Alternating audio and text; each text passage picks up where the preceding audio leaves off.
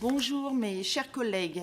Nous examinons ce matin le rapport de la mission d'évaluation de l'impact de la loi numéro 2016-1524 du 14 novembre 2016 visant à renforcer la liberté, l'indépendance et le pluralisme des médias, confiée à notre présidente Isabelle Roche et Iñaki Etxaniz. Les deux rapporteurs ont entendu plus de 80 personnes et établi un rapport qui vous a été adressé lundi dernier.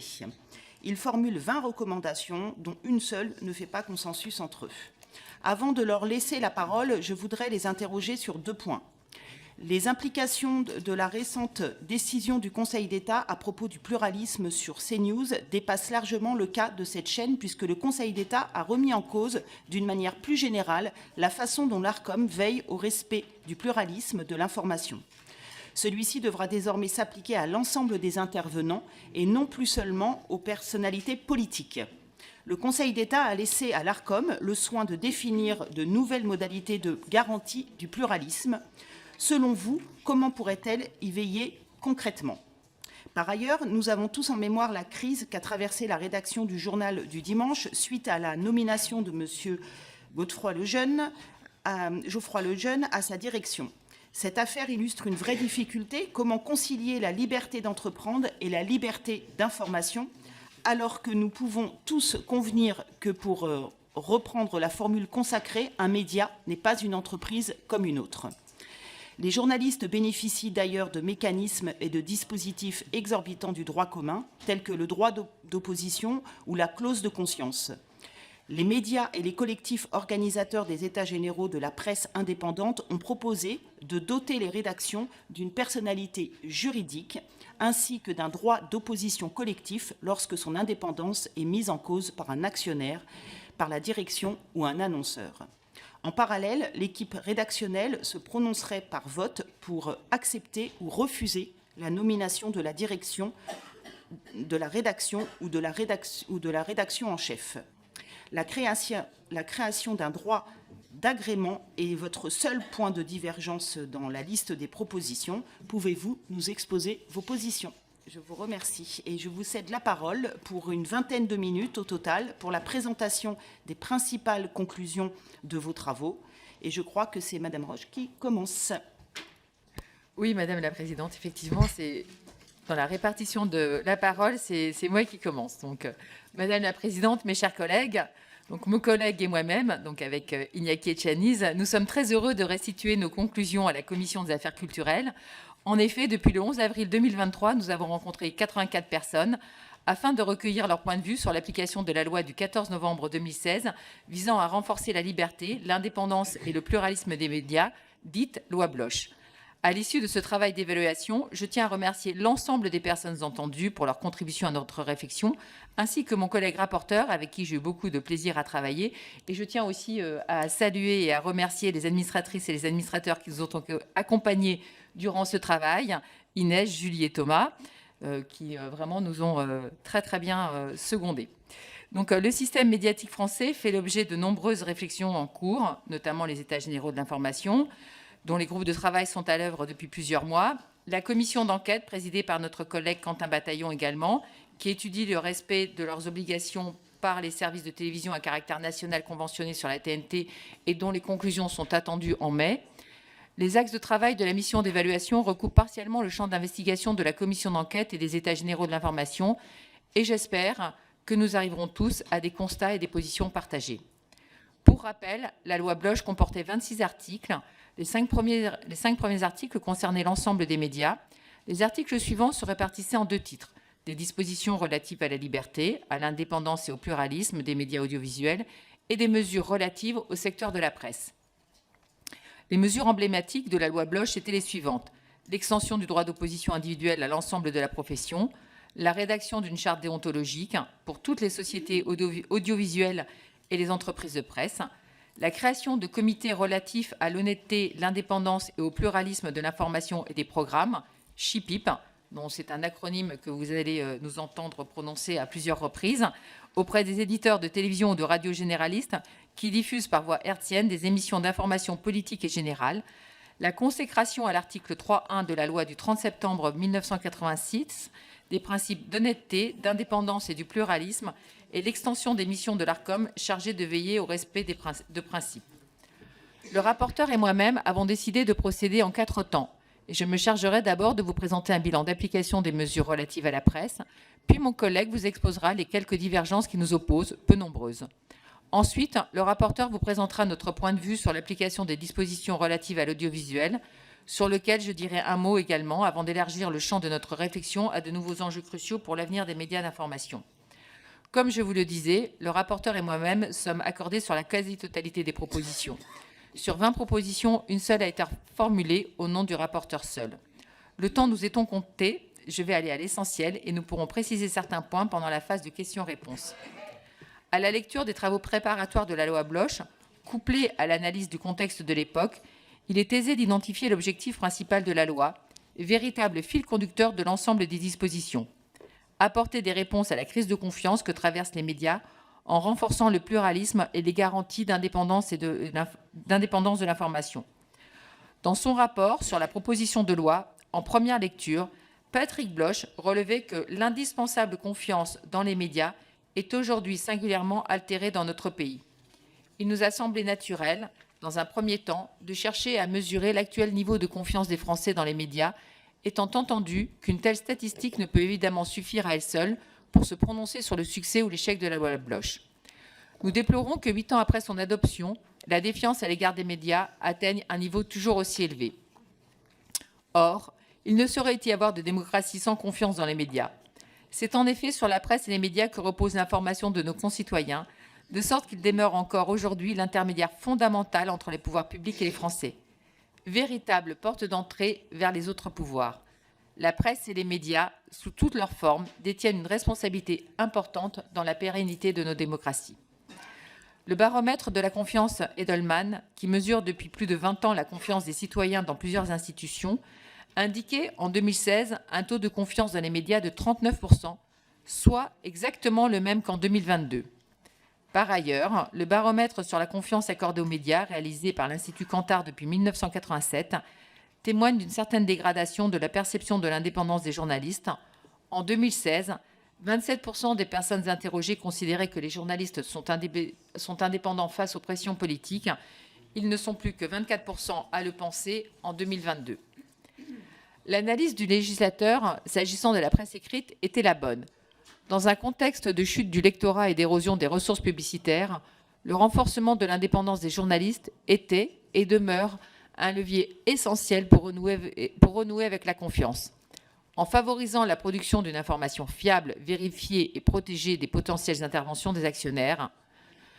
Et plusieurs mesures poursuivaient cet objectif. En premier lieu, l'extension du droit d'opposition à tous les journalistes.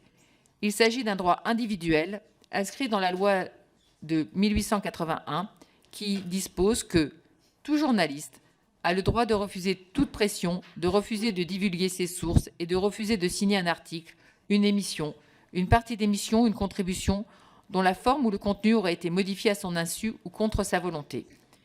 Il ne peut être contraint à accepter un acte contraire à sa conviction professionnelle, formé dans le respect de la charte déontologique de son entreprise ou de sa société éditrice. Dans un contexte de détérioration des conditions de travail des journalistes, l'extension de ce droit était particulièrement bienvenue, d'autant que son bénéfice, circonscrit aux seuls journalistes de l'audiovisuel public, constituait une inégalité de statut qui ne semblait pas justifiée. Nous nous sommes interrogés sur l'effectivité de ce droit au regard de son absence d'utilisation. Aucun journaliste interrogé n'a fait état de cas d'utilisation, alors même qu'ont été évoquées des modifications d'articles effectuées sans l'avis de leur auteur. Penser que l'absence d'utilisation connue du droit d'opposition serait une preuve de son caractère dissuasif et de son efficacité ne nous semble pas une analyse correcte. D'autres causes pourraient être évoquées, comme le caractère très large du droit d'opposition et la difficulté à caractériser les pressions que pourraient subir les journalistes. Selon nous, les journalistes peuvent craindre de s'exposer à des sanctions. Un droit d'opposition collectif, qui serait confié à la rédaction dans son ensemble, pourrait permettre de lever cette difficulté. De nombreux journalistes ont avancé cette proposition que nous reprenons à notre compte. L'une des autres mesures en faveur de la déontologie de l'information consistait en la généralisation des chartes déontologiques dans toutes les entreprises de presse et des sociétés audiovisuelles, négociée entre la direction et les représentants des journalistes, sans que soient précisées les modalités de cette représentation, notamment la présence des syndicats. La loi introduisait une date butoir pour l'adoption des chartes déontologiques fixée au 1er juillet 2017. Si aucune charte n'avait été conclue avant cette date, la loi prévoyait que les déclarations et les usages professionnels relatifs à la profession de journaliste puissent être évoqués en cas de litige. Ces textes de référence, généralement admis par la profession, sont au nombre de 3. La charte d'éthique professionnelle des journalistes du SNJ, la charte de Munich et la charte de Tunis. Nous avons regretté que la loi ne les mentionne pas expressément, ce qui aurait eu le mérite de leur conférer un caractère plus contraignant. Nous proposons donc de préciser dans la loi les textes faisant autorité en matière de déontologie journalistique, ce qui permettrait d'orienter le contenu des chartes en fournissant aux journalistes une base de négociation, en l'espèce une série de standards déontologiques. En effet, nous avons été alertés par le SNJ sur la difficulté induite par l'absence de dispositions relatives au contenu des chartes, qui peut conduire à leur absence de précision, voire à un contenu sans lien direct avec la déontologie. Si la loi Bloch a eu un réel impact sur la négociation et l'adoption des chartes, cette obligation paraît mal respectée en pratique. En premier lieu, il n'existe pas de recensement des chartes déontologiques, comme l'a souligné Florence Filbert, directrice générale des médias et des industries culturelles. Entre 50 et 90% des titres de presse auraient signé une charte. Par conséquent, nous souhaitons que le ministère de la Culture procède à un recensement des chartes déontologiques et les rende publiques sur son site Internet. Les chartes déontologiques sont nombreuses et inégales, ce qui limite leur suivi. Il serait utile d'unifier l'ensemble de ces textes pour parvenir à une charte unique, ce qui permettrait d'appliquer les mêmes principes déontologiques à l'ensemble des journalistes. Enfin, la loi prévoit que l'absence de négociation d'une charte déontologique entraîne la suspension des aides publiques. Cette disposition n'a jamais été appliquée en raison du caractère flou des conditions de retrait des aides et de l'absence de précision de l'autorité chargée de juger du respect des conditions de négociation. Selon nous, le ministère de la Culture doit contrôler les négociations ainsi que l'adéquation des chartes aux textes déontologiques. Puisqu'il ne l'a pas fait de lui-même, le législateur pourrait inscrire cette mission dans la loi. Pour rester sur la question des aides publiques, mon collègue et moi-même nous sommes accordés sur la nécessité de conditionner le versement des aides au respect de certaines normes éthiques et déontologiques dans la production de l'information. Dans un contexte de multiplication des fausses informations sur les réseaux sociaux qui, par leur algorithme, s'apparentent de plus en plus à des éditeurs et non plus seulement à des hébergeurs, il nous semble indispensable d'encourager les initiatives de labellisation ou de certification des processus de production de l'information.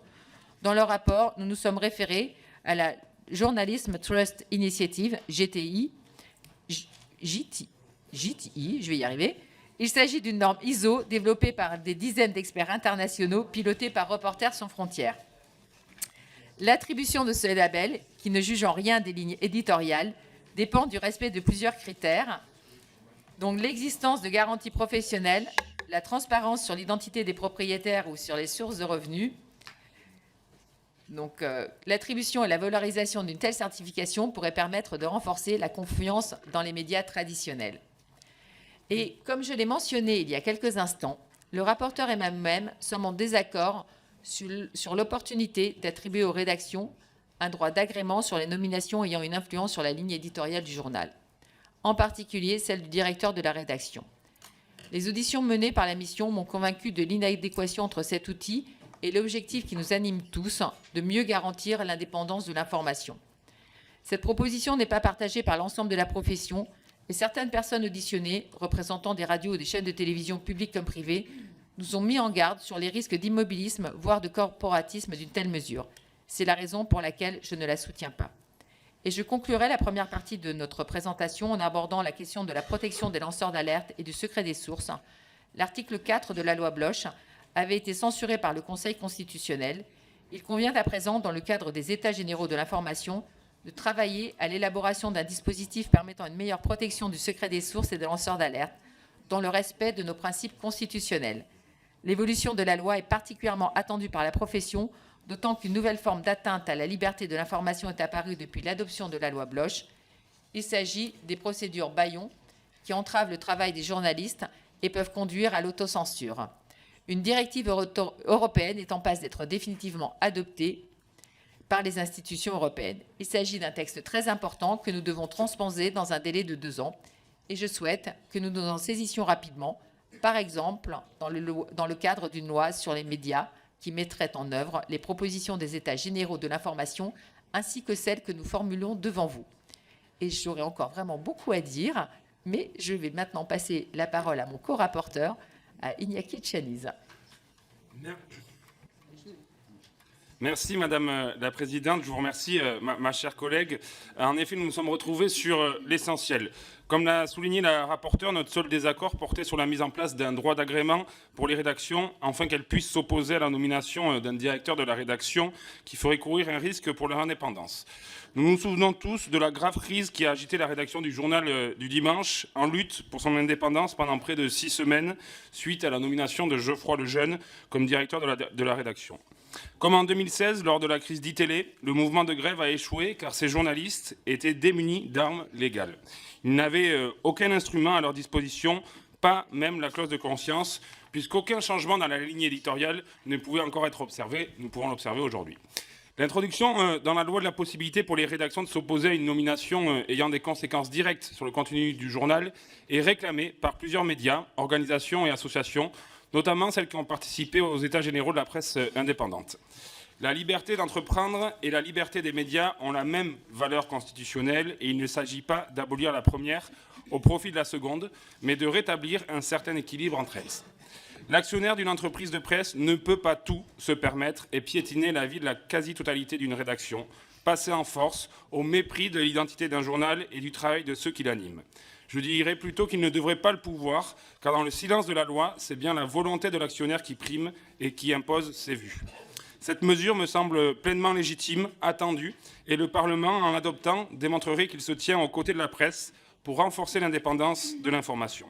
Ce faisant, je ne pense pas que le législateur méconnaîtrait la Constitution, puisqu'il lui appartient de concilier l'exercice des droits et libertés garantis par notre loi fondamentale. Or, l'indépendance des médias a été consacrée par le Conseil constitutionnel en 2009 comme un objectif de valeur constitutionnelle. Je sais que ce droit ne fait pas l'unanimité parmi vous et que les discussions complémentaires seront nécessaires pour en circonscrire les modalités et les conditions d'exercice. Une majorité qualifiée de journalistes pourrait par exemple être retenue pour faire obstacle à la nomination d'un directeur de la rédaction. J'espère que nous aurons bientôt l'opportunité de discuter de cette mesure, notamment dans le cadre de la niche du groupe écologiste avec un texte porté par ma collègue Sophie Taillé-Poyan, ou après les États généraux de l'information, dont beaucoup de propositions relèveront à l'évidence du domaine de la loi. Sans transition, j'aborde les problématiques liées à l'audiovisuel après le volet presse par ma co-rapporteure. Les missions du CSA, devenu l'ARCOM, ont été étendues à la garantie des principes d'honnêteté, d'indépendance et de pluralisme de l'information et des programmes qui ont été consacrés à l'article 3-1 de la loi du 30 septembre 1986. Leur non-respect peut être sanctionné par le régulateur qui doit veiller à ce que les conventions conclues avec les éditeurs privés utilisent les ressources hertziennes, intègrent les mesures à mettre en œuvre pour garantir le respect de ces principes. Par ailleurs, depuis l'adoption de la loi Bloch, la loi de 86 prévoit que le renouvellement ou la reconduction simplifiée de l'autorisation d'émettre les chaînes sont conditionnés au respect des principes d'honnêteté, d'indépendance et de pluralisme de l'information. Sur le fondement de ces dispositions, le CSA a adopté en avril 2018 une délibération relative à l'honnêteté et à l'indépendance de l'information et des programmes qui y concourent, qui vient préciser la portée des obligations que les éditeurs de services audiovisuels doivent respecter. Je n'ai pas le temps de revenir en détail sur ces dispositions qui sont présentées dans le rapport d'information qui vous a été envoyé lundi soir. La rapporteure et moi-même regrettons que les interventions de l'ARCOM sur le fondement de cette délibération se soient limitées dans les très grande majorité des cas à des mises en garde ou des mises en demeure qui précèdent toujours les sanctions. Seulement 2 sanctions ont été prononcées sur le fondement de la délibération de 2018, toutes 2 à l'encontre de l'éditeur de la chaîne CNews. En avril 2022, une sanction à hauteur d'1 euro a été prononcée à l'encontre de CNews en raison de propos contestables relatifs aux origines du ghetto de Varsovie. Une seconde sanction a été prononcée en janvier 2024 à hauteur de 50 000 € suite à la diffusion sur la chaîne d'un pseudo-classement des villes internationales les plus sûres, particulièrement biaisé. Nous avons salué cette sanction dans notre rapport, dans la mesure où CNews, mais également C8, ont été mis en garde et mis en demeure à plusieurs reprises de respecter leurs obligations législatives et conventionnelles. Pour autant, Nous avons tous deux regretté l'excessive prudence de l'Arcom dans ses interventions qui a conduit le Conseil d'État, dans une récente décision qui a été abondamment commentée sur les plateaux, à lui rappeler l'esprit et la lettre de la loi. La loi du 30 septembre 1986, qui est une grande loi de liberté et doit le rester, est claire. L'article 13 dispose que l'Arcom assure le respect de l'expression pluraliste des courants de pensée et d'opinion dans les programmes de services de radio et de télévision, en particulier pour les émissions d'information politique et générale. Tous les programmes sont visés, y compris les débats télévisés, et rien n'autorise un service consacré à l'information à se transformer en chaîne d'opinion pour soutenir telle opinion plutôt que telle autre, contrairement à un titre de presse écrite où c'est le pluralisme externe qui prévaut. Les mutations technologiques dans la diffusion de l'information sont de plus en plus rapides et dans 15 ans, la TNT ne sera peut-être qu'un lointain souvenir. Nul ne peut prédire l'avenir. Il n'en demeure pas moins qu'à ce jour, les éditeurs privés utilisent des ressources publiques entretenues par l'État et qu'ils doivent en contrepartie respecter certaines obligations. En particulier, il n'est écrit nulle part dans la loi que l'exigence de pluralité des points de vue ne doit s'apprécier qu'au regard du temps de parole des seules personnalités politiques. Il s'agit là d'une mauvaise interprétation de la loi, ce que le Conseil d'État a relevé dans sa décision du 13 février. Il appartient désormais à l'Arcom de réexaminer la demande qu'avait formulée Reporters sans frontières, tendant à la mise en demeure de la chaîne CNews de respecter ses obligations en matière d'honnêteté et d'indépendance dans le traitement de l'information, ainsi qu'en matière de pluralisme de l'information. Surtout, il appartient à l'Arcom de veiller à ce que les chaînes garantissent, dans le respect de leur liberté éditoriale, l'expression pluraliste des courants de pensée et d'opinion, en tenant compte des interventions de l'ensemble des participants au programme, y compris les chroniqueurs, animateurs et invités. Il est encore trop tôt pour se prononcer sur les nouvelles modalités de garantie de pluralisme de l'information, puisque l'Arcom dispose d'un délai de 6 mois pour les définir. Cependant, je pense que nous pouvons d'ores et déjà écarter certains fantasmes qui se sont répandus sur les plateaux télévisés comme une traînée de poudre. Il ne s'agira nullement de ficher les intervenants, mais simplement de garantir l'expression de la contradiction, d'opinions diverses pendant les débats, qui permettront aux téléspectateurs de se former une opinion de façon éclairée, sans être inondés de propos allant tous dans le même sens, sans aucune nuance. Sans cela, le risque est que chacun s'enferme dans son média, comme sur les réseaux sociaux, où de nombreux utilisateurs sont abreuvés de contenus, les confortant dans leurs opinions, sans jamais les bousculer. La raison d'être d'un média traditionnel devrait être tout le contraire. Les chaînes d'information devraient permettre d'instiller le doute dans l'esprit du téléspectateur, de lui faire appréhender la complexité d'un sujet d'actualité, le caractère équivoque d'une information, donner la possibilité de changer d'avis après avoir entendu toutes les opinions en présence. C'est comme cela que se forge un esprit critique digne de ce nom. Le débat sur le pluralisme de l'information est loin d'être achevé. Nous aurons à en discuter de nouveau après la définition par l'Arcom des nouvelles modalités de garantie du pluralisme. À ce stade, l'intervention du législateur ne nous paraît pas nécessaire si le régulateur se montre ambitieux et revient à la lettre de la loi de 86. Enfin, je souhaiterais dire un mot de la procédure de sanction de l'Arcom, encadrée par la loi de 86 et qui nous semble particulièrement lourde et complexe. Cette lourdeur tient en premier lieu au fait que l'Arcom ne peut prononcer de sanctions qu'après avoir mis en demeure les éditeurs. Nous développons un exemple éclairant dans le rapport. En 2023, l'Arcom a prononcé une mise en demeure à l'encontre de la chaîne C8 encore, suite à la violation de l'article 4 de la délibération de 2018. Un an plus tôt, C8 toujours avait été mis en demeure du fait d'un manquement aux dispositions des articles 1er et 3 de la délibération. Dans les deux cas, la société C8 avait violé la délibération de 2018. L'Arcom aurait-elle pu sanctionner la chaîne dans le second cas? Ces sanctions sont prononcées sous le contrôle du Conseil d'État, qui veille strictement au respect de la liberté de l'information. C'est pourquoi nous pensons qu'il serait sage d'inscrire dans la loi de 86 la possibilité pour le régulateur, voire l'obligation en ce qui me concerne, de prononcer une sanction à l'encontre d'un éditeur en cas de manquement à l'une de ses obligations déontologiques, si cet éditeur a déjà été mis en demeure pour un manquement à une autre de ses obligations déontologiques. Deuxièmement, il nous paraît nécessaire d'accélérer et de simplifier la procédure de sanction, qui peut être très longue et qui échappe en partie à l'Arcom, puisqu'il appartient à un rapporteur indépendant, nommé par le vice-président du Conseil d'État, de se saisir des faits susceptibles de justifier l'engagement d'une procédure de sanction, de conduire l'instruction et de proposer à l'Arcom, les cas échéants, de prononcer une sanction. L'ancien président du CSA, Olivier Schramek, oui, c'est un peu... S'il vous plaît, messieurs. Oui, merci d'écouter. Oui. L'ancien président du CSA, Olivier Schrammeck, a sévèrement critiqué cette procédure pendant son audition, notamment les pouvoirs excessifs du rapporteur. De fait, la procédure peut être très longue et l'ARCOM ne s'est pas distingué par sa sévérité.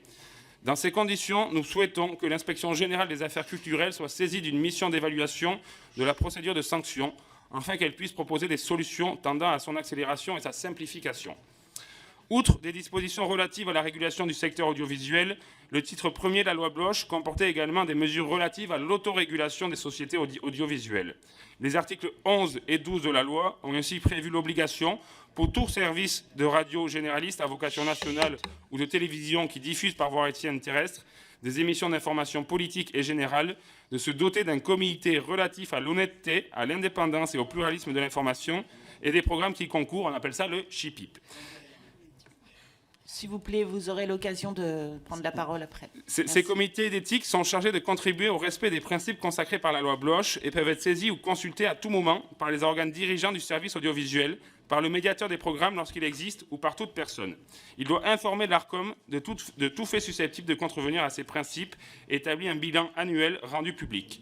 Les comités d'éthique doivent être composés de personnalités indépendantes et leurs modalités de fonctionnement sont fixées par la convention conclue avec l'ARCOM pour les éditeurs privés et pour le cahier des charges pour les sociétés nationales des programmes. Nous avons relevé plusieurs dysfonctionnements et voies d'amélioration. En premier lieu, les modalités de nomination des membres du comité d'éthique n'apparaissent pas satisfaisantes. M. Schrammeck est notamment revenu sur la nomination d'un membre du comité d'éthique du groupe Canal+, à laquelle il avait souhaité faire obstacle à l'époque en raison des liens d'amitié entre cette personne et l'actionnaire principal de Vivendi, M. Bolloré. En l'espèce, la difficulté consistait en l'absence totale de droit de regard de l'ARCOM sur la désignation des membres de ces comités, les nominations étant entièrement à la main des groupes, comme l'a observé l'actuel président de l'ARCOM. Selon M. Roch-Olivier Mestre, le régulateur pourrait donner un avis sur les propositions de nomination ou nommer directement des groupes. Pour notre part, nous proposons la nomination de membres des comités d'éthique sur avis conforme de l'ARCOM. Cela permettrait de responsabiliser les éditeurs et garantirait la désignation de personnalités indépendantes en toutes circonstances. Par ailleurs, nous avons observé un grave déficit de visibilité des comités, ce qui les empêche de fonctionner correctement et d'exercer pleinement leur mission. Par exemple, nous nous sommes étonnés que la composition des comités d'éthique ne soit pas systématiquement publiée sur le site internet des éditeurs. Cette situation nous semble contraire au principe élémentaire de transparence qui devrait prévaloir et nous proposons que le principe de cette publication soit inscrit dans la loi, d'une part, et qu'un mécanisme de saisine des comités d'éthique facilement accessible et simple d'utilisation soit mis en place sur l'ensemble des sites internet des sociétés audiovisuelles d'autre part. En deuxième lieu, nous regrettons la faible notoriété des comités d'éthique. Ce manque de visibilité est déploré par les membres du comité d'éthique eux-mêmes et certains ont lancé en concertation avec les organes dirigeants de leur groupe une réflexion visant à faire connaître leur activité auprès du grand public. C'est notamment le cas du comité d'éthique de Radio France. Ce manque de visibilité explique en partie le caractère assez faible de l'activité des comités d'éthique. En 2022, seul le comité d'éthique de Radio France a rendu plus de 5 avis sur des saisines. 4 comités n'ont rendu aucun avis, 2 comités en ont rendu 2 et un comité a rendu un seul avis. Pour remédier à ce déficit de visibilité, nous proposons une institutionnalisation des temps d'échange entre les organes dirigeants des groupes audiovisuels et le comité d'éthique. Par exemple, le principe de la participation chaque année du comité d'éthique à au moins un conseil d'administration de son groupe audiovisuel pourrait être inscrit dans la loi de 86. Enfin, nous souhaitons encourager les groupes audiovisuels à œuvrer en faveur de la visibilité de leur comité d'éthique. Nous avons été surpris de constater qu'à Radio France, par exemple, les membres du comité d'éthique ne passaient pas à l'antenne, contrairement à la médiatrice des antennes, qui intervient, elle, régulièrement. Or, quel meilleur moyen de faire connaître les comités d'éthique qu'en leur donnant la possibilité de se présenter eux-mêmes leur activité aux téléspectateurs et aux auditeurs. Il est regrettable que les groupes n'aient pas appliqué d'eux-mêmes cette solution qui nous paraît la plus appropriée. Par conséquent, nous proposons d'inscrire dans la loi de 86 que les conventions conclues avec l'ARCOM déterminent les modalités de visibilité appropriées des comités d'éthique, notamment via des passages réguliers à l'antenne. La même obligation devrait être prévue dans le cahier des charges des sociétés d'audiovisuel public. Je vous remercie pour votre attention et je tiens également à remercier nos administrateurs, Julie, Thomas et Inès. Merci beaucoup. Merci, monsieur le rapporteur. Merci, madame la présidente, pour ces présentations. Maintenant, nous allons passer aux questions des orateurs des groupes. pour 2 minutes et je donne la parole à Céline Calvez pour le groupe Renaissance. Merci Madame la Présidente. Madame la rapporteure, Monsieur le rapporteur, à l'heure de la manipulation de l'information, de la fatigue informationnelle et du délitement prolongé de la confiance entre les citoyens et les médias, et tandis que les États généraux du droit à l'information continuent leurs travaux, le groupe Renaissance salue votre travail d'évaluation. Demandé de longue date par les acteurs des secteurs des médias et de l'information, relayé dans cette commission dès l'automne 2022, l'évaluation de la loi du 14 novembre 2016, la loi Bloch, parce qu'elle visait à garantir une meilleure protection des journalistes et une plus grande transparence de l'information, relevait d'une nécessité. Cette démarche d'évaluation fait partie du travail parlementaire. S'il vous plaît, on peut écouter là, s'il vous plaît. Ouais, Je reprends. Cette démarche d'évaluation fait partie du travail de parlementaire qui peut se faire aussi dans le silence et est malheureusement trop souvent oublié. Alors qu'avant de bâtir de nouvelles normes, encore faut-il évaluer l'impact des lois précédentes. Il en va autant de leur application que de leur efficacité. Vos 20 recommandations visent ainsi à répondre aux problématiques liées à la gestion interne des rédactions. Vous proposez une clarification du statut des journalistes. Vous valorisez le travail des comités d'éthique. Vous voulez un meilleur encadrement des chartes internes et vous incitez au développement des sociétés de journalistes. Si ces mesures paraissent intéressantes et des pistes consensuelles d'amélioration, la proposition du rapporteur Echaniz sur l'attribution d'un droit d'opposition aux rédactions sur les nominations de dirigeants nous paraît néanmoins hâtive. Ce droit d'agrément ne faisant pas l'objet d'un consensus au sein même de les secteurs de la presse, en mauvaise santé financière, comme vous le savez, et qui nécessite parfois de nouveaux financements. Attention à la désertion du secteur par les investisseurs. Par ailleurs, vous préconisez de conditionner l'octroi des aides publiques au respect des normes éthiques de production de l'information. La question du conditionnement des aides publiques est un vaste chantier, pourtant c'est une clé essentielle. Il en va non seulement de la bonne utilisation des données publiques, mais aussi de la préservation de la liberté et du pluralisme. Votre rapport évoque également l'adaptation du secteur des médias et de la presse aux défis numériques, avec l'émergence des grandes plateformes. Les médias traditionnels ont vu leur modèle économique bouleversé, avec des recettes publicitaires en moins, mais nous avons, par les droits voisins, commencé à compenser. Comment voyez-vous aujourd'hui un même cadre pour les médias traditionnels comme les nouveaux, pour ne pas accentuer ce que l'on peut faire de mal sur les médias nouveaux? Merci beaucoup. Merci, Monsieur Ballard, pour le Rassemblement national. Et 2 minutes. Merci, Madame la Présidente. J'ai lu attentivement votre rapport d'évaluation. Alors, concernant le rôle parfois trouble des plateformes et du droit voisin, je partage votre constat et les pistes envisagées. Même chose concernant l'intelligence artificielle. Il est grand temps de se saisir de cette thématique. Ensuite, j'ai remarqué que vous n'étiez pas d'accord sur le projet d'agrément. Attendez, Monsieur Ballard, s'il vous plaît. S'il vous plaît.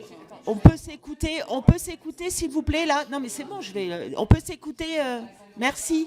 On n'entend pas. Voilà, chacun aura la parole, chacun aura la possibilité de dire des choses. Donc, merci de laisser 2 minutes de parole à Monsieur Ballard.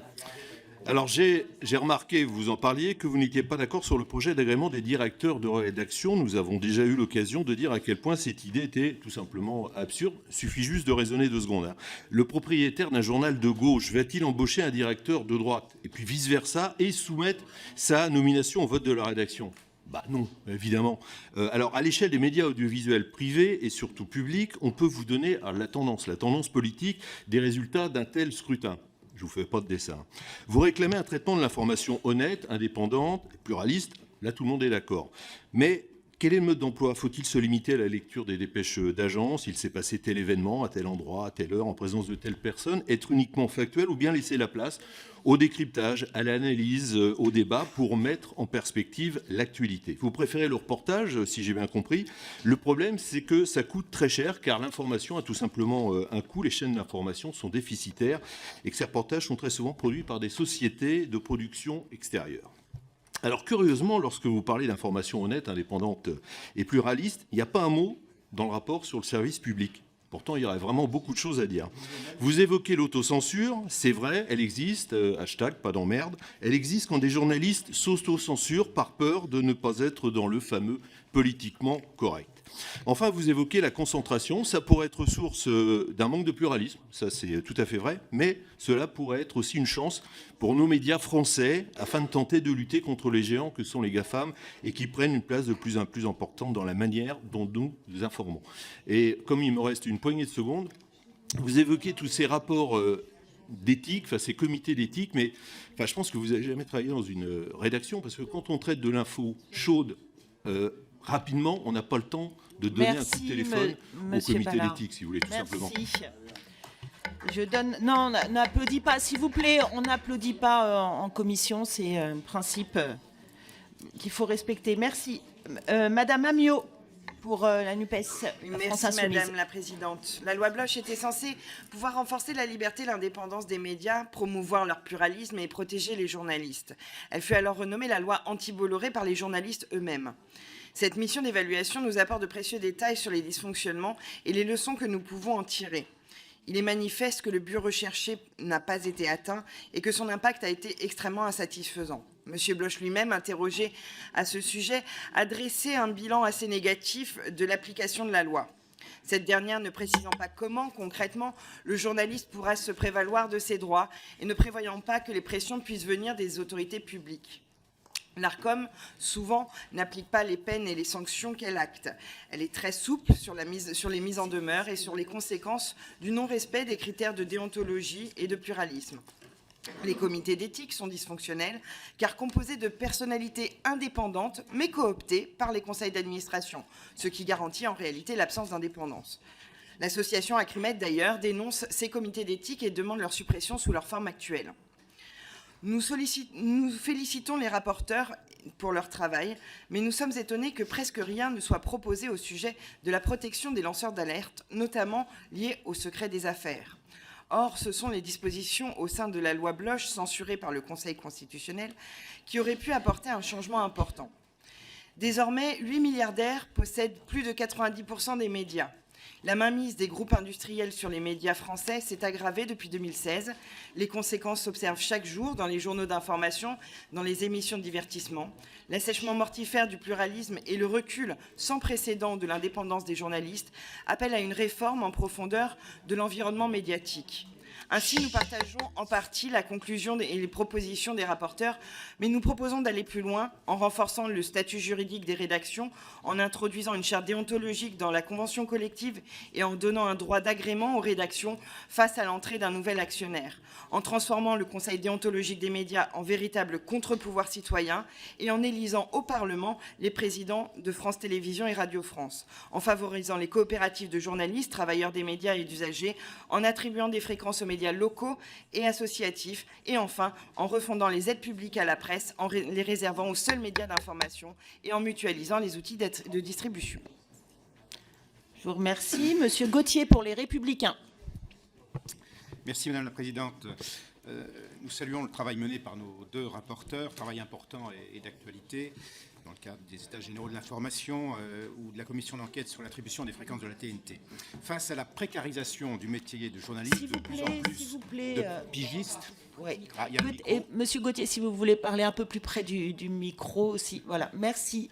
Face à la précarisation du métier de journaliste, de plus en plus de pigistes, de moins en moins de CDI, face à la défiance et à la méfiance du public, face à la désaffection de la jeunesse, il y a un triple enjeu, un enjeu de démocratie, un enjeu de culture et un enjeu économique. L'indépendance des journalistes est un bien précieux. Nous sommes favorables aux droits d'opposition, comme ça a été rappelé, les chartes déontologiques plus homogènes, à la transparence de l'actionnariat des médias. Je note avec satisfaction que le Parlement européen a confirmé l'accord sur le projet de directive contre les poursuites bâillons qui sont faites pour intimider et dissuader les journalistes qu'il faudra transposer. Le respect du pluralisme est une des conditions de la démocratie. À cet égard, le contrôle sectoriel de concentration des médias aujourd'hui est obsolète. Il est complexe et obsolète dans la mesure où il ne s'applique qu'aux médias traditionnels qui fonctionnent en silo, support par support, télévision, radio, presse. Aujourd'hui, on a une convergence des médias. Il faut donc une analyse beaucoup plus transversale par l'Arcom. L'Arcom qui intervient sur les éditeurs, pas sur les personnes, pas sur les programmes, pas sur les contenus, pas sur les lignes éditoriales. Et c'est important à respecter. Nous ne sommes pas favorables à ce qu'on pose des étiquettes sur le front de tous les journalistes, ou de tous les éditorialistes. Je crois que ce n'est pas souhaitable en démocratie. Nous ne sommes pas favorables non plus à l'idée d'un droit de veto de la rédaction sur la nomination des directeurs de rédaction. Il y a un risque de bloquer l'arrivée de nouveaux profils, favoriser l'entre-soi. Style Jean-Philippe Baye qui passe de RTL à la direction de France Info ou de l'Info de Radio France, je ne pense pas que ça aurait été possible avec un droit de veto de la rédaction. Enfin, sur les chipip, mal nommés chipip, effectivement, nous nous interrogeons sur l'efficacité réelle, le manque de notoriété et le manque de moyens. Je vous remercie. Je laisse la parole maintenant à Monsieur Esquenégox, les démocrates. Merci Madame la Présidente, Madame la rapporteure, Monsieur le rapporteur. Autour des médias, le débat se crispe. Nous l'avons vu récemment, l'ampleur que prend le groupe Bolloré dans le secteur a créé un climat de tension croissant.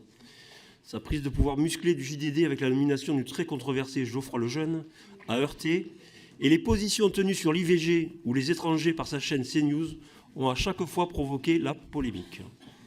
Dans le même temps, la crise que connaît ce secteur rend régulièrement nécessaire l'intervention financière de ces milliardaires et capitaines d'industrie aux trésoreries solides. Ils sont souvent seuls à même de pouvoir soutenir le choc économique, le temps que les médias se trouvent un nouveau modèle viable. Dès lors, l'étanchéisation des relations entre actionnaires et rédaction est une clé. Sa mise en œuvre est une solution à la crise de confiance entre médias et la population. Autour d'une centaine de participants, j'ai organisé ce week-end dans le Lauragais une réunion publique avec Christophe Deloire et les EGI sur la confiance dans la presse. Je l'ai vu, la rupture est entamée, mais elle est loin d'être actée et des solutions nombreuses existent pour y remédier. Dans ce cadre, votre mission d'évaluation tombe à point nommé. La loi Bloch est le dernier grand texte construit pour conforter l'indépendance des journalistes. Votre rapport, avec ses 20 mesures ambitieuses, nous préconise d'aller plus loin. Le groupe démocrate partage cette ambition. Sur le fond, nous saluons vos propositions, notamment sur la lutte contre les procédures bâillons, sujet porté et remporté en européen, ou le renforcement des moyens de l'Arcom pour faire respecter la déontologie journalistique. Ces mesures sont nécessaires, mais doivent être complétées par un volet financier. Pour que la déontologie soit respectée et la presse renforcée, le plus important reste des moyens accrus grâce à un modèle économique repensé autour du numérique, et notamment grâce à une plus juste répartition des revenus. C'est ce à quoi nous devons également nous atteler. Je vous remercie.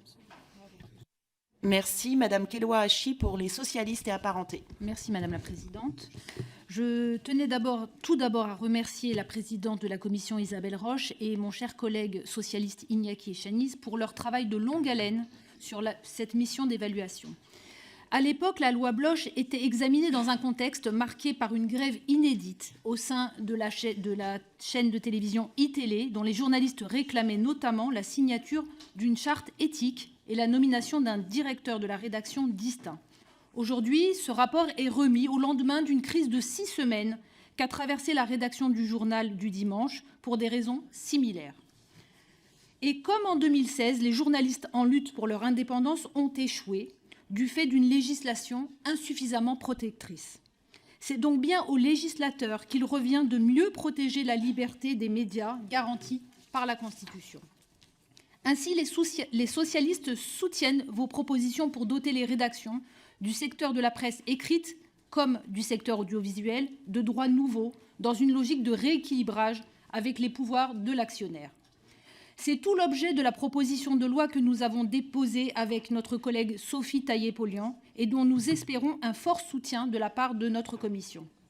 Mais au-delà du législateur, le régulateur, l'Arcom, a un réel rôle à jouer pour assurer le respect des principes consacrés par la loi Bloch. En ce sens, nous partageons vos regrets de l'excessive prudence de l'Arcom dans la défense du respect du pluralisme. Suite à la décision du Conseil d'État du mois dernier sur le sujet, nous insistons sur la nécessité que l'Arcom définisse rapidement de nouvelles modalités exigeantes de respect de l'expression pluraliste des courants de pensée et d'opinion.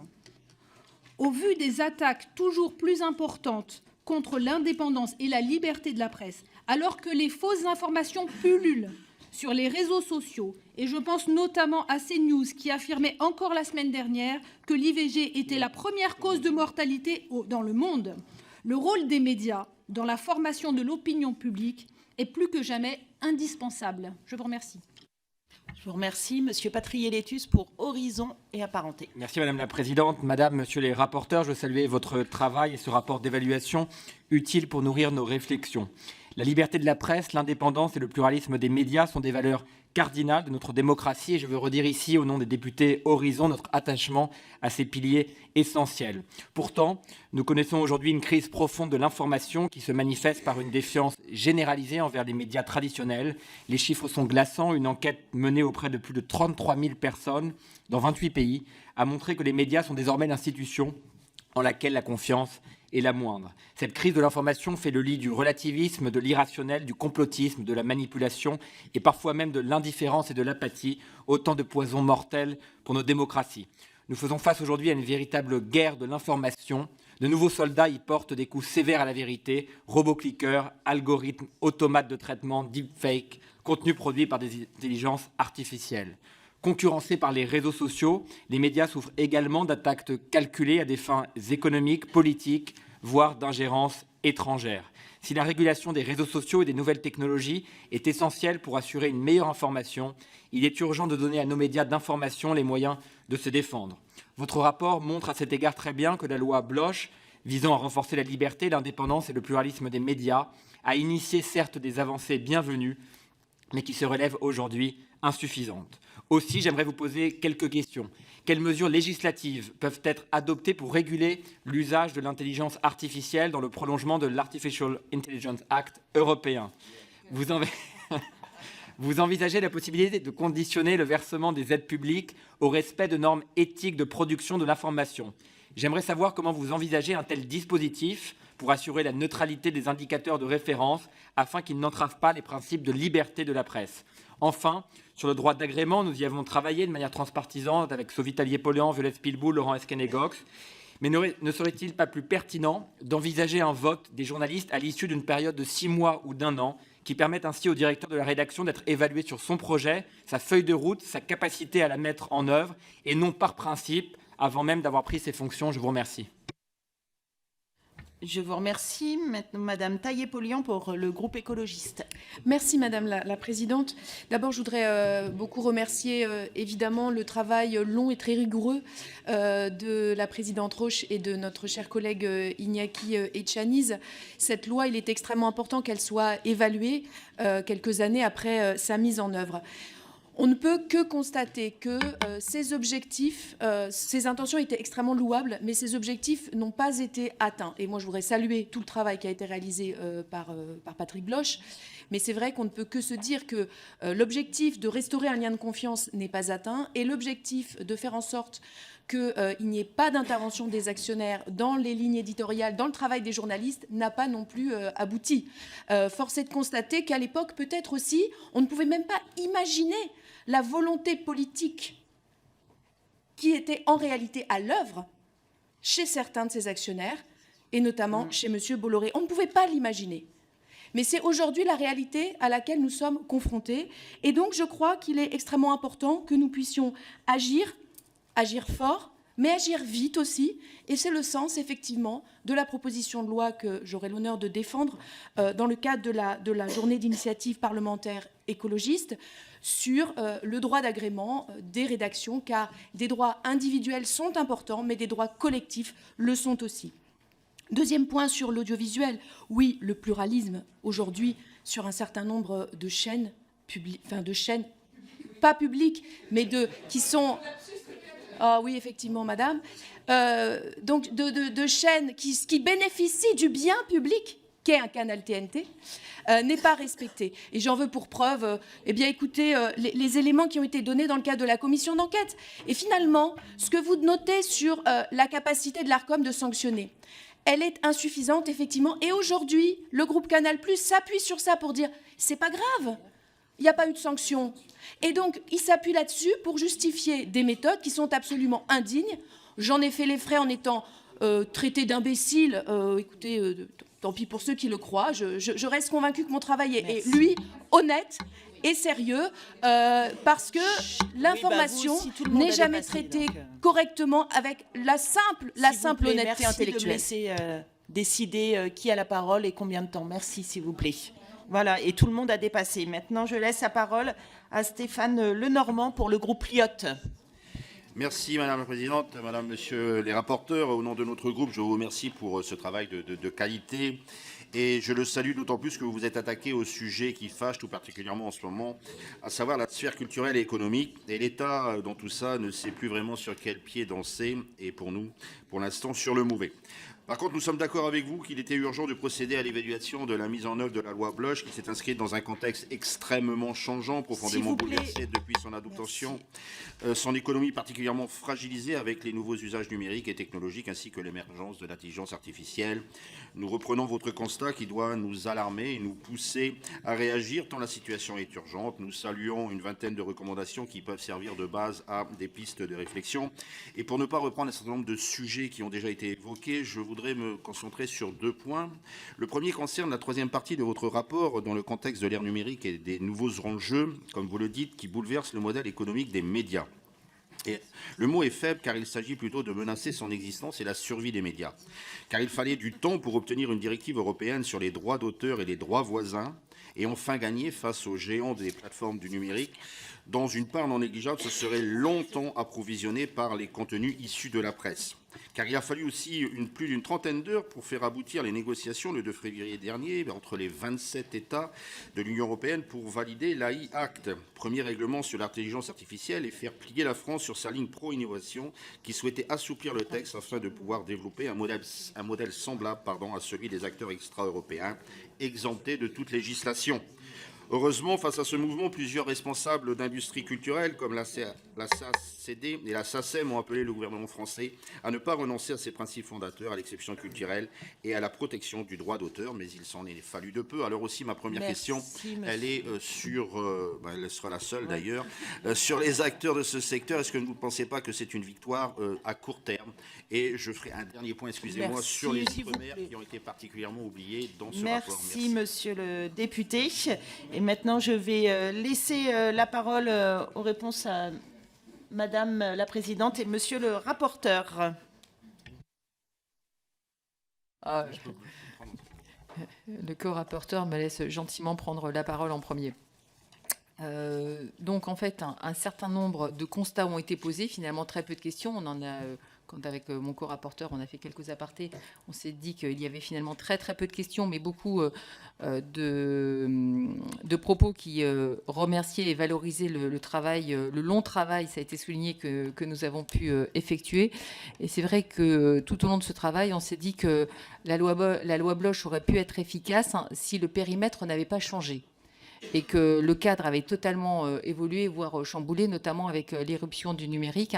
Et vous avez été nombreux à finalement faire ces références à ce que l'on pourrait faire pour faire en sorte de protéger le secteur face à ce chamboulement et à ces avancées. Donc l'IA Act qui a été voté, c'est un règlement, il doit entrer en vigueur et on y veillera et on sera très attentif.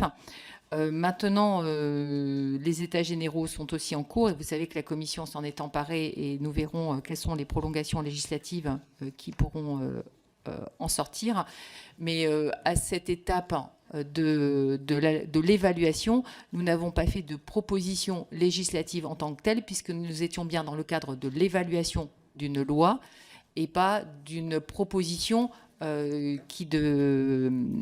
tout cas de façon plus forte et plus construite, notamment sur le numérique, puisque c'est vraiment un chantier complètement en devenir et qui nécessite des missions et une réflexion beaucoup plus approfondie que de donner des idées qui pourraient paraître bonnes sur le papier, mais totalement inapplicables pour la régulation des secteurs. Donc ça, c'était le préambule que je voulais faire par rapport à tout ce qui était numérique, où en effet l'IA Act va déjà être très important pour la protection. On appelle aussi de nos voeux la meilleure application pour les droits voisins. En effet, ça a été une grande avancée. Certains géants du numérique, pour l'instant, ne veulent pas jouer le jeu, et donc c'est de voir quels sont les outils que nous pouvons mettre pour la contrainte et pour faire en sorte que ces géants du numérique respectent les droits voisins, puisqu'en effet, un grand nombre d'entre vous l'ont dit, il est très très important que l'économie du secteur aille bien pour qu'on puisse continuer à avoir une presse ou des médias pluralistes, nombreux, variés dans tous les domaines. Donc on voit que on est à l'aube et à l'aune de la recomposition économique de ce secteur et qu'il est vraiment très important de faire aussi très attention, et on le mentionne dans le rapport, mais aucun d'entre vous n'en a parlé, c'est la répartition de la publicité et de savoir comment ça se fait. Et donc nous avons été aussi très attentifs à cela, de voir la répartition de cette manne publicitaire sur les différents organes de presse, puisqu'à l'heure actuelle, de plus en plus, c'est capté par le numérique. Et donc, ça fait en sorte que ça fragilise énormément nos médias traditionnels. Donc, de voir aussi quelle va être cette répartition de la valeur. Les Outre-mer n'ont pas été cités en tant que tels, parce que, Monsieur Lenormand, en fait, cette loi s'applique pour tous, et nous n'avons pas eu à avoir, il n'y avait pas de spécificité dans la loi sur les Outre-mer. Je rappelle bien que nous sommes dans le cadre de l'évaluation d'une loi, et donc, comme cette loi ne mentionnait pas de dispositions spécifiques pour les Outre-mer, nous n'avons pas fait de paragraphe spécifique pour les Outre-mer. Voilà, ce n'est pas un oubli de notre part, mais le strict respect de l'évaluation des articles de la loi. Donc, j'ai répondu à un certain nombre de questions, et mon collègue, mon co-rapporteur, va répondre aux autres ou compléter les miennes. Oui, vas-y. Merci, Madame la rapporteure.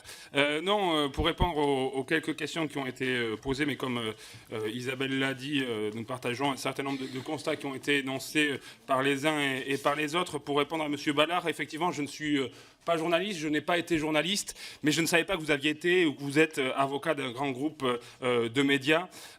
Donc, laissez-nous avoir l'opportunité d'exprimer des points de vue, parce que quand je vois une rédaction comme le JDD se mettre en grève pendant 6 semaines, effectivement, je me pose la question si la loi, si le droit actuel les protège assez, parce que je considère qu'un financier ou un actionnaire ne peut pas librement dépecer un journal historique, en changer la ligne éditoriale et mettre à la porte l'ensemble de sa rédaction qui a permis l'existence de ce journal.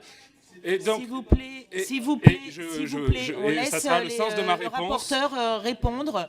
Et je juge effectivement que les journalistes ont un droit de regard sur la nomination de leur directeur de la rédaction. Et tout simplement parce que et pour le citer, si M. Bolloré souhaite avoir un média d'opinion, qu'il le monte lui-même, sans avoir besoin à racheter un média déjà existant. S'il veut une chaîne d'opinion, qu'il aille sur le satellite et ne profite pas des investissements de l'État. C'est simple et c'est pas compliqué. Alors pour répondre notamment à M. Petrielletu sur les modalités de cet agrément-là, effectivement, je pense qu'il faut que nous ayons le débat, que nous posions le débat, et que ça sera notamment à l'occasion de la niche écologiste avec Sophie Taillé-Poyan, où nous pourrons débattre de quel curseur nous donnons. Mais je pense effectivement qu'aujourd'hui, il faut donner plus de pouvoir aux rédactions, plus de pouvoir aux journalistes, pour pouvoir, parce que ce sont les acteurs de leur rédaction, et si les journaux existent et les médias existent, c'est grâce à eux, et ils doivent donc avoir un droit de regard. Sur les chipip, effectivement, c'est malheureusement un petit peu une coquille un peu vide, sans les pointer du doigt, parce que ce sont quand même des personnes qui essayent de faire leur maximum, mais effectivement, il faut leur donner plus de visibilité, plus de prérogatives, et aussi, peut-être, comme ça a été dit par Madame Amiot, plus d'indépendance par la nomination. Et donc, c'est pour ça que nous formulons le fait qu'un avis conforme soit donné par l'ARCOM. Sur la question des aides publiques. S'il vous plaît, merci d'écouter les réponses. Vous avez posé des questions, vous avez posé des constats. Merci d'écouter les réponses du rapporteur. Sur les aides publiques, effectivement, nous mentionnons la nécessité de conditionner les aides publiques à des normes éthiques de production de l'information. C'est page 32 du rapport, où nous revenons sur l'ensemble des normes qui pourraient être respectées, mais je pense notamment à la question, et c'est porté par un certain nombre de syndicats de journalistes, et ça rejoint une note de nos préconisations, au nombre de CDI, au nombre de pigistes, au nombre de CDD, à la qualité de la rémunération et et du dialogue social qui se tient dans l'entreprise. Donc ça peut faire partie du conditionnement des aides juridiques, parce qu'on a constaté aussi dans notre rapport, et on n'en a pas parlé ce matin, la grande précarisation aussi du monde de la presse, avec des journalistes de plus en plus en difficulté financière, avec de moins en moins d'accès à des CDI, en étant obligés de faire de plus en plus de piges sans forcément avoir la rémunération en temps et en heure. Donc il y a un vrai sujet aussi sur la protection et la montée en gamme du statut de journaliste, pour leur permettre d'être justement pleinement indépendants et de ne pas devoir se soumettre à tel ou tel actionnaire pour espérer avoir un salaire à la fin du mois. Toc, toc, tac. Et il me semble que j'ai fait à peu près le tour et que j'ai complété ce que vous avez dit, Isabelle. Je vais juste compléter, parce que effectivement, Jean-Jacques Gaultier a parlé du fait de ne pas mettre une étiquette sur les journalistes, et c'est référence à la proposition numéro 1. En fait, pourquoi nous faisons cette proposition? C'est qu'on a vu dans ce paysage complètement bouleversé, où on a vu un certain nombre d'acteurs arriver qui n'existaient pas auparavant, les influenceurs, un certain nombre de professionnels, mais pas que des journalistes, un certain nombre de professionnels du secteur nous ont dit qu'en fait, il était vraiment très important de pouvoir reclarifier, et en tout cas pour permettre au grand public de savoir ce qu'est un journaliste. Parce que quand on est journaliste, on a de l'éthique, on a de la déontologie, il y a tout un respect. Donc on ne s'improvise pas. Ah d'accord. D'accord, donc d'étiquettes politiques. Non, mais ça, on n'a pas dit qu'il fallait mettre les étiquettes politiques. Donc, quand on parlait de mettre l'affichage obligatoire en indiquant la qualité des personnes, c'était de savoir si effectivement c'est un influenceur, c'est un journaliste, c'est un chroniqueur. Cela nous a été demandé, et en tout cas, on voit qu'on a besoin de retravailler ou de clarifier à nouveau ce statut. Pas pour les personnes, pas pour les journalistes qui savent quand ils sont journalistes ce à quoi ça correspond, et ils le font très bien leur travail, mais vis-à-vis d'un certain nombre de publics, puisque on voit aussi que dans les enquêtes d'opinion, les citoyens et citoyennes sont demandeurs et demandeuses d'informations fiables et vérifiées, et peuvent faire confiance aux journalistes. Encore faut-il qu'ils en connaissent la qualité et qu'ils sachent que ce que l'on va leur délivrer a effectivement été passé par les chartes de déontologie et d'éthique. Et ça, c'est pour rebondir aussi notamment sur les comités d'éthique et les CHIPIP. Donc, un journaliste, il est journaliste. Il a effectivement un certain nombre de normes, d'obligations, de droits, de devoirs. C'est dans sa formation, il le sait. Et même dans l'urgence, il le respecte. Donc quand j'entends dire qu'on ne va pas faire appel à un comité d'éthique quand on est sur un sujet brûlant, mais c'est intrinsèque aux journalistes que de savoir quel est le métier qu'il fait et comment il doit le faire.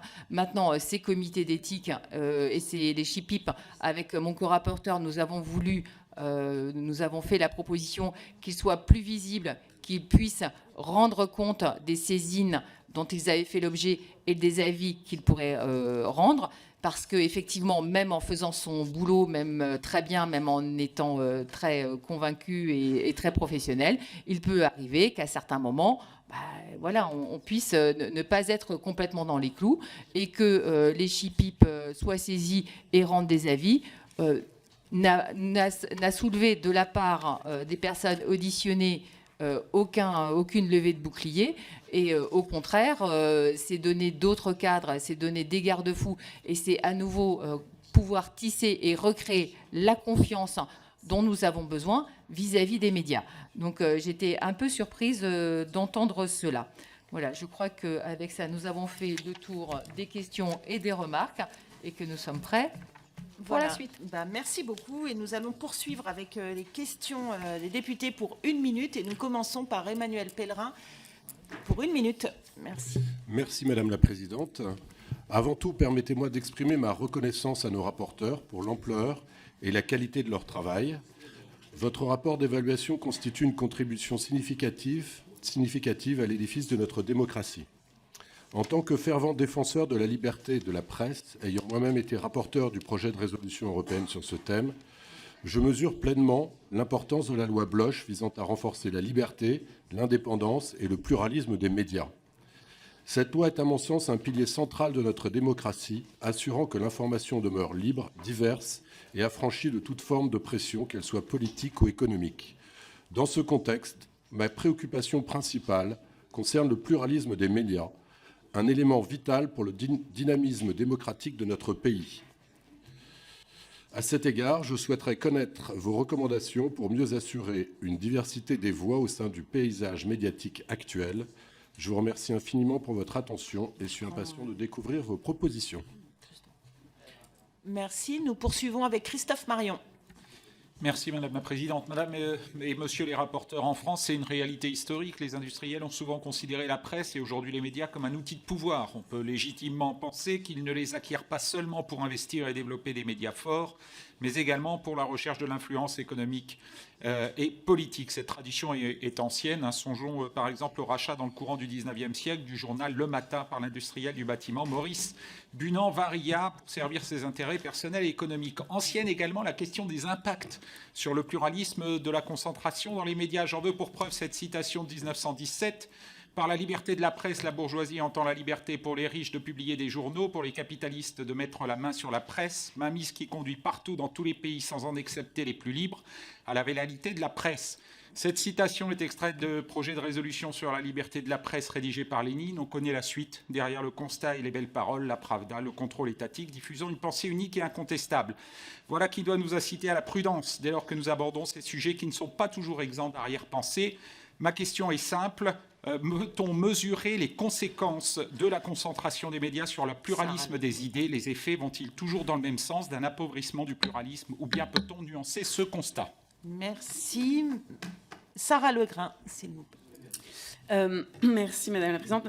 Merci à vous, messieurs, dames les rapporteurs, pour cette évaluation de la loi Bloch qui montre bien toutes ses limites, que ce soit en termes de garantie de l'indépendance des journalistes. Merci d'écouter les orateurs. Merci. Donc, qui montre bien toutes ses limites, que ce soit en termes d'indépendance des journalistes, de protection du droit d'informer face aux procédures bâillons, au secret des affaires, de sanctions des manquements déontologiques par l'ARCOM qui sont défaillantes. Clairement, cette loi échoue à être la loi anti-Bolloré annoncée et je voulais attirer votre attention sur la question de la concentration et des atteintes à l'indépendance qui ne saurait être limité au champ des médias et qui s'étend à d'autres domaines où la liberté d'expression est importante, comme celui de l'édition. Ainsi, on voit qu'après iTélé, après le JDD, la méthode Bolloré est désormais appliquée à la maison d'édition Fayard de façon très très inquiétante et très urgente.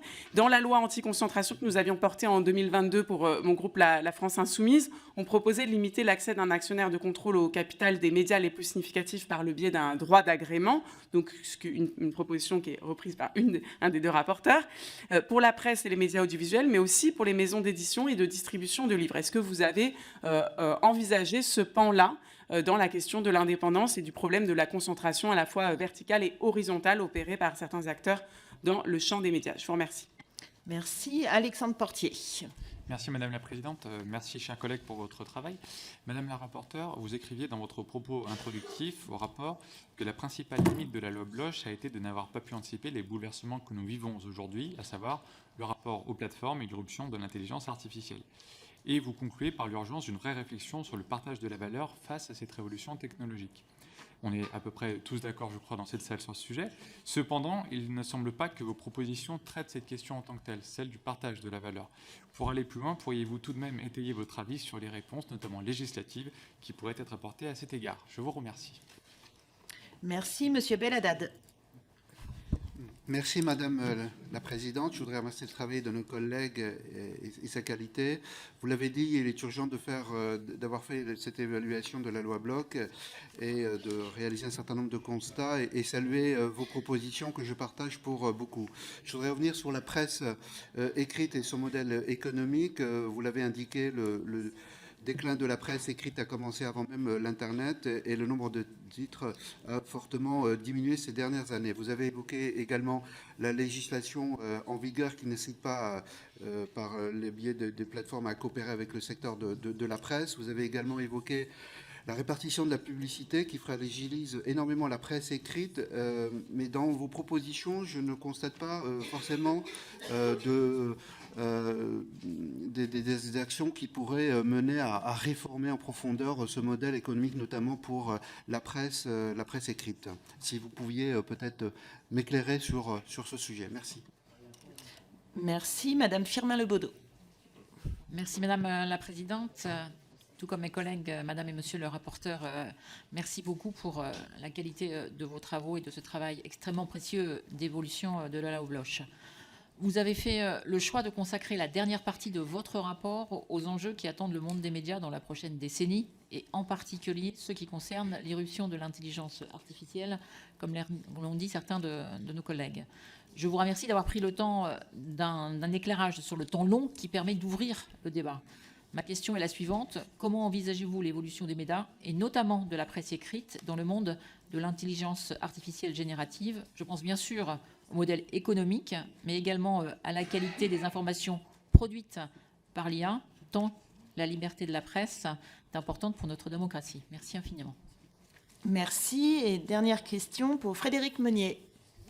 Merci beaucoup, Madame la Présidente. Vous indiquez que la loi Bloch n'est visiblement pas parvenue à garantir, comme elle y aspirait, l'indépendance des journalistes face aux pressions.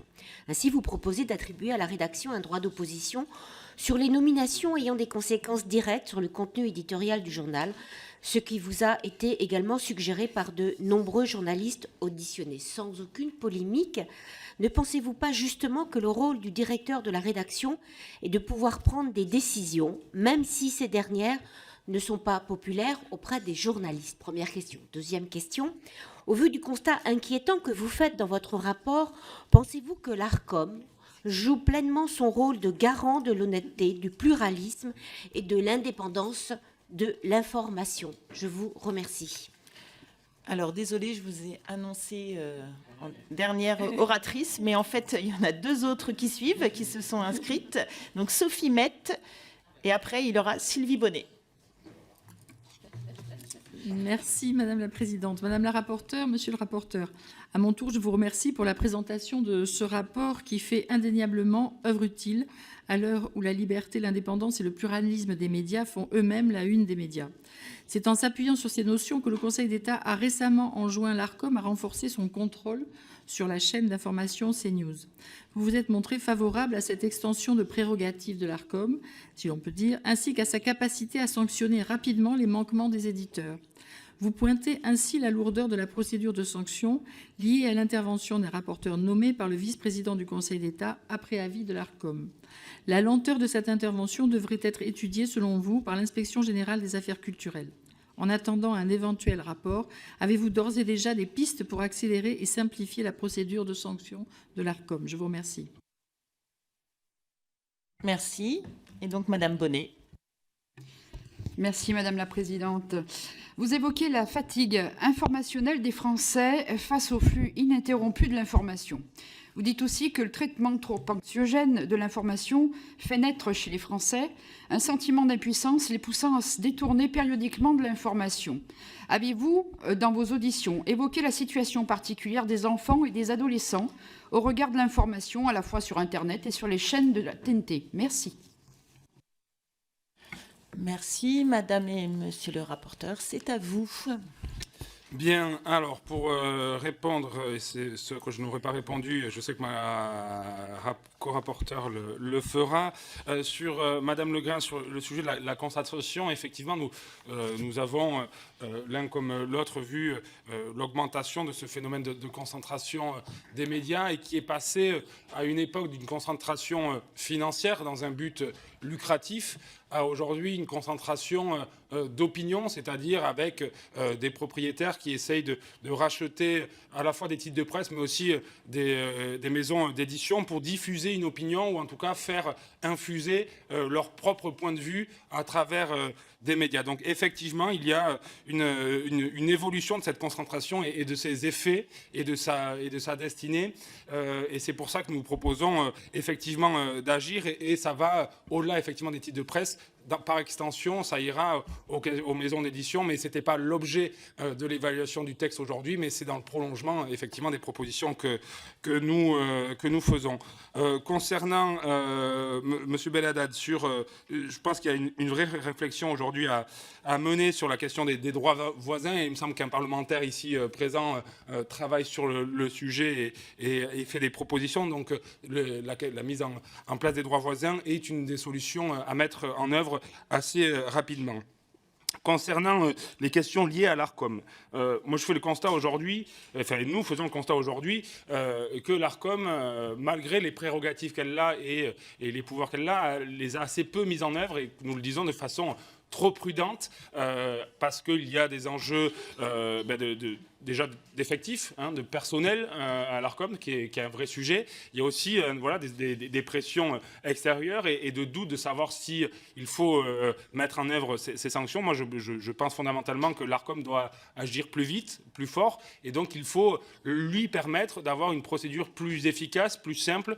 Et c'est pour ça que nous proposons notamment, lorsqu'il y a déjà eu des rappels à l'ordre, sur le même diffuseur, qu'elle puisse directement passer à la sanction plutôt que de recommencer dès le début l'échelle de sanction. C'est un ancien CPE qui vous parle, et effectivement, si on doit reprendre pour chaque élève depuis le début la convocation dans le bureau, puis l'observation orale, puis l'observation écrite, puis le coup de téléphone aux parents, puis l'heure de colle, puis etc., à chaque bêtise, on a du mal à s'en sortir. Donc il faut prendre en compte les éditeurs comme les élèves dans leur ensemble, tout en respectant le principe de non bis in idem, une bêtise ne peut pas être sanctionnée deux fois. Mais voilà, il faut simplifier les mesures, les liens possibles pour l'ARCOM. Sur la question du directeur de la rédaction, et on revient à la question du droit d'agrément. Moi, je considère que un directeur de la rédaction peut effectivement prendre des mesures qui ne plaisent pas à tous les journalistes, et notamment des mesures d'ordre organisationnel, de fonctionnement interne. Mais je pense qu'il ne peut pas aller à l'encontre et modifier en profondeur une ligne éditoriale, et ne pas remettre en cause ce qui fait l'esprit et l'existence d'un journal. Et je reviens à l'affaire la plus récente, qui est celle du JDD, où on avait un journal qui était pas forcément de mon bord politique non plus, qui était plutôt vu comme un journal centriste et qui traitait l'information selon son point de vue, mais qui avait son historique, sa patte, et on a Geoffroy Lejeune qui est arrivé, et on le constate aujourd'hui, le JDD d'avant n'a rien à voir avec le JDD d'aujourd'hui. Et moi, je me pose la question, est-ce que quelqu'un qui a les moyens de racheter un journal peut le changer complètement? Mais j'ai le droit de me poser la question, Madame Parmentier. J'ai bien compris que vous étiez les bénis oui de Vincent Bolloré. Donc laissez-nous. Écoutez, merci de rester sur le texte. Merci de rester. Merci. Et s'il vous plaît, merci de ne pas s'interpeller personnellement, mais de répondre. Moi, je considère, laissez-moi considérer que la rédaction du JDD avait le droit de s'opposer à la nomination de Geoffroy Lejeune, qui ne correspondait pas à la ligne éditoriale du journal et qui ne respectait pas l'histoire du journal, et qui, la preuve en est, se répand dans des erreurs journalistiques, se répand dans des fake news aujourd'hui. Il faut qu'on vous répète la question de l'IVG. Il faut qu'on vous reparle de toutes les bêtises et toutes les fausses informations qui sont diffusées dans les médias de Bolloré. Ce n'est pas de l'information, c'est du talk show.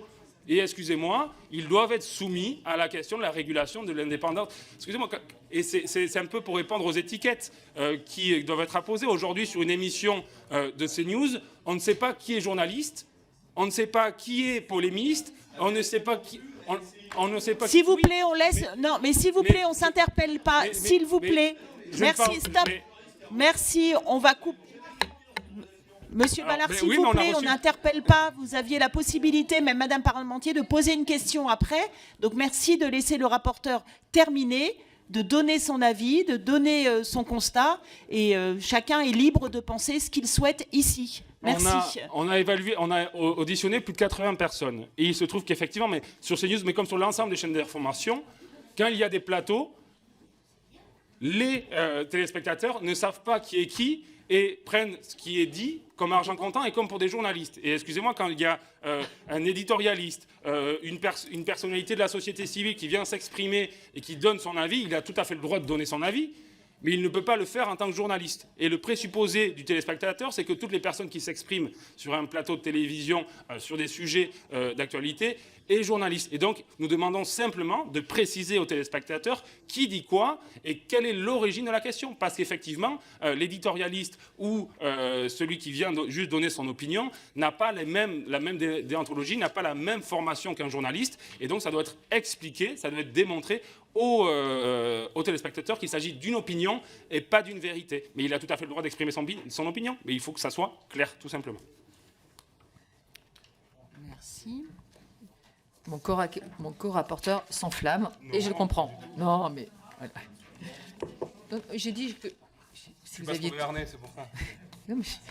Ça fait longtemps que je ne suis pas rentré à la maison. Bon, donc moi je vais répondre aux autres questions, notamment sur le législatif. Quel débouché législatif? Eh bien, mes chers collègues, le débouché que nous voudrons bien en faire.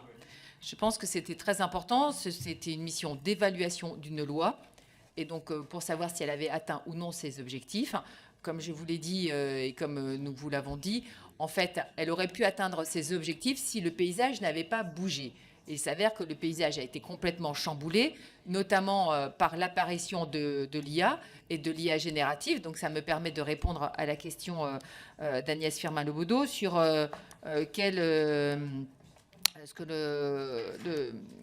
comment on voit ça par rapport à l'IA générative.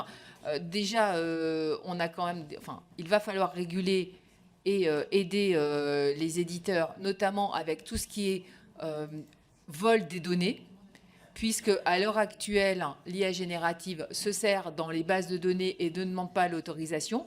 Donc, le partage de la valeur s'en trouve de fait complètement déstabilisé, et nous avons besoin effectivement, et c'est à nous législateurs, de nous emparer de cette question et de faire des propositions pour réguler et pour faire en sorte que les éditeurs ne soient pas complètement mis à mal par ce pillage. C'est le fait aussi de savoir comment la publicité va se répartir et quelles sont les mesures de la publicité et cette manne publicitaire, comment se fait-elle. Si on va plus loin aussi, effectivement, nous avons voulu quand même nous inscrire complètement dans le cadre de l'évaluation de la loi, mais d'ouvrir sur quelques perspectives, puisque le paysage avait totalement changé. Et c'était pour nous très important de le mentionner pour bien comprendre aussi quelles avaient été les limites d'application de la loi. Mais nous n'avons pas voulu aller plus loin parce que nous avions déjà dépassé un peu le temps qui nous était alloué pour la mission d'évaluation. Et donc, j'ai bien compris que par les questions que vous posiez les uns et les autres, vous aviez bien envie de continuer. Et je ne doute pas que les groupes politiques vont demander des missions pour que nous puissions voir quels sont les débouchés législatifs que nous pourrions avoir. Sur la concentration, effectivement, on a des outils pour la concentration horizontale. Mais à l'heure actuelle, et je le mentionne, nous n'avons pas d'outils ou quasiment pas pour la concentration verticale. Et c'est effectivement un des dangers qui nous guettent, c'est d'avoir des groupes qui soient totalement maîtres de la création, la production, la diffusion, la promotion d'un certain nombre de contenus. Donc là, il nous semble que ça va être aux législateurs dans les prochains mois et dans les prochaines années d'y faire extrêmement attention et de voir comment nous pouvons protéger, comment nous pouvons faire en sorte que la pluralité soit toujours au rendez-vous et que chacun et chacune d'entre nous puisse avoir accès à différentes informations. On peut tout à fait avoir accès à des journaux d'information, à des journaux d'opinion, mais encore faut-il que les deux puissent coexister et que nous sachions quand nous lisons un journal d'opinion ou quand nous lisons un journal d'information. Il nous est vraiment apparu très très important que ça puisse être fait et bien entendu l'opinion est tout à fait normale. Mais encore faut-il que chacun et chacune, quand il est face à une opinion, puisse le savoir. Sur l'ARCOM, pour savoir si effectivement l'ARCOM joue pleinement son rôle. Ce qui nous a été dit par notamment son président, c'est qu'il y a aussi un manque de moyens. Et on a attribué de plus en plus de missions à l'ARCOM au fur et à mesure des années. Déjà, c'est la naissance, l'ARCOM, c'est la fusion du CSA et d'Adopi. Donc, l'ARCOM, j'ai envie de dire, arrive à maturité. Et on a vu dans ses vœux, le président, quand il a prononcé son discours de vœux cette année, a la volonté d'emmener l'ARCOM sur beaucoup plus de missions de contrôle et appelle de ses voeux aussi la possibilité d'avoir la capacité de pouvoir prononcer des sanctions beaucoup plus facilement. À l'heure actuelle, c'est comme vous l'a dit Iñaki, mon co-rapporteur, c'est un peu le parcours du combattant. Donc il est vraiment très important pour qu'on puisse garantir une information fiable, vérifiée et avec la pluralité, que l'ARCOM puisse totalement jouer son rôle, mais c'est aussi à nous, législateurs, que revient la capacité de donner pleinement les moyens que cette autorité indépendante puisse exercer les fonctions que, par les différentes lois, nous lui donnons. Donc, il est aussi important que nous en soyons conscients, et ça fera peut-être aussi partie d'une prochaine mission d'évaluation, que de savoir tout ce que nous avons donné en mission à l'ARCOM, est-ce que c'est aussi la possibilité de pouvoir l'assumer totalement, en tout cas dans l'esprit que le législateur lui donne. Donc, je crois que j'ai répondu sur les concentrations. Et oui, il y avait la question de Christophe Marion, parce que je vois la concentration, c'était un tout petit peu différent comme question, avec est-ce que le fait qu'il y ait beaucoup de concentration, ça nuit à la pluralité. On constate que pas forcément. C'est pas forcément le nombre, la concentration qui nuit à la pluralité, mais c'est plus quelle est la volonté que l'on met quand on dispose d'un organe de presse et ce que l'on en fait. Et on voit à l'heure actuelle que, ce que je disais, la plus grande difficulté, c'est cette concentration verticale et pas cette concentration horizontale. Voilà, je crois avoir fait le tour de toutes les questions. Ah non, j'ai pas répondu à Madame Bonnet sur la situation de l'enfant et de l'adolescent. Mais comme je le répète, nous étions dans l'évaluation de la loi et en aucun cas, c'est la loi Bloch ne mentionnait spécifiquement ce public, que ce soit enfant ou adolescent. Donc pareil, ça doit faire partie d'autres travaux. Voilà. Merci beaucoup, Madame la Présidente. Monsieur le rapporteur, maintenant, il appartient désormais à la Commission d'autoriser la publication du rapport de la mission. Donc, je vais mettre aux voix. Qui est pour? Qui est contre? La publication du rapport est donc autorisée. Félicitations. Merci encore pour votre travail. Merci à toutes les contributions apportées par les orateurs ce matin sur un sujet essentiel et qui est d'ailleurs au cœur de l'actualité de nos travaux dans notre commission. Merci beaucoup. Je suis très triste d'avoir fini mon concubinage avec Madame la Présidente. C'est la fin d'une longue relation de 8 mois avec Madame la Présidente. Non, mais on s'est très bien calme. Ne mélangeons pas les papiers. Vous avez tout bien fait. Voilà, c'est ça.